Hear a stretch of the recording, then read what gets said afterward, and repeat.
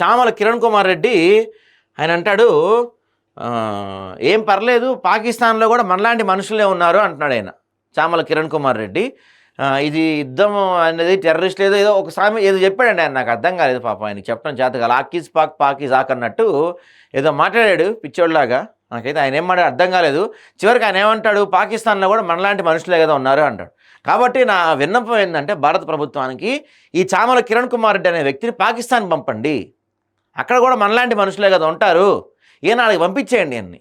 పాకిస్తాన్ వాళ్ళతో మాట్లాడి రిక్వెస్ట్ చేసి ఏదో ఒకటి చేసినా, కాసేపు యుద్ధం ఆపైనా సరే ఈ చామల కిరణ్ కుమార్ రెడ్డిని పాకిస్తాన్ పంపండి. ఆడ ఒక 6 నెలలు ఉండొస్తాడు, అక్కడ కూడా మనలాంటి మనుషులే కదా ఉండేది.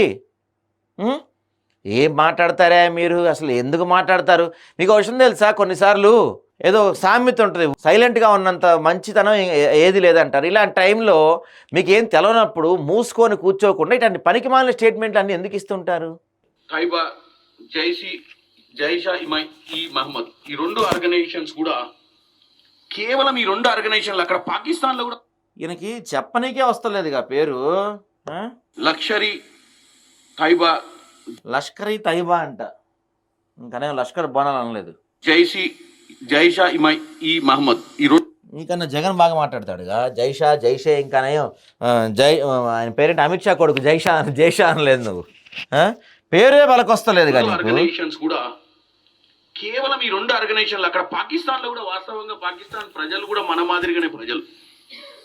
కానీ ఈ 2 ఆర్గనైజేషన్స్కి గతంలో పాకిస్తాన్ ప్రభుత్వం, గతంలో పాకిస్తాన్కు ఉన్నటువంటి ఆర్మీ వాళ్ళు ఉన్నటువంటి దురుద్దేశంతో ఈ 2 ఆర్గనైజేషన్కి అక్కడ షెల్టర్ ఇవ్వడం జరిగింది ఆ దేశంలో. అక్కడి నుంచే ఈ కార్యకలాపాలు నడుస్తున్నాయి. అక్కడి నుంచే వీళ్ళు ప్రతిసారి నేను చెప్పిన 4 మేజర్ యుద్ధాలే కాకుండా మధ్య.